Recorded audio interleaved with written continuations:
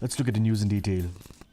Defence Minister Rajnath Singh has said that Operation Sindoor is not just a military action, but a symbol of India's political, social and strategic will. Virtually inaugurating the BrahMos Aerospace Integration and Testing Facility in Lucknow this afternoon, Mr. Singh said this operation is also a demonstration of India's strong will against terrorism and the capability and determination of the military power.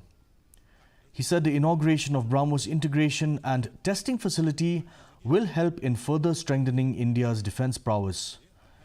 He said the inauguration of this facility is also important because today is National Technology Day.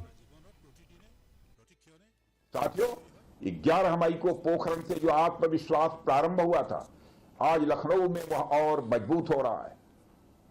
साथियों, अपनी बात समाप्त करने के पहले मैं कहना चाहता हूं, जिन भारत विरोधी और आतंकी संगठनों ने भारत माता के मस्तक पर हमला करके कई परिवारों के सिंदूर मिटाए थे, उन्हें भारतीय सेना ने ऑपरेशन सिंदूर के माध्यम से इंसाफ दिलाने का काम किया है।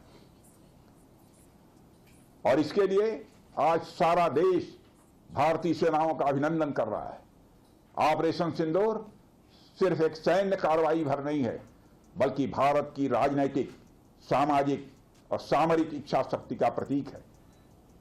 यह ऑपरेशन आतंकवाद के खिलाफ भारत की दृढ़ इच्छा शक्ति का और सैन्य शक्ति की क्षमता और संकल्प शक्ति का भी प्रदर्शन है।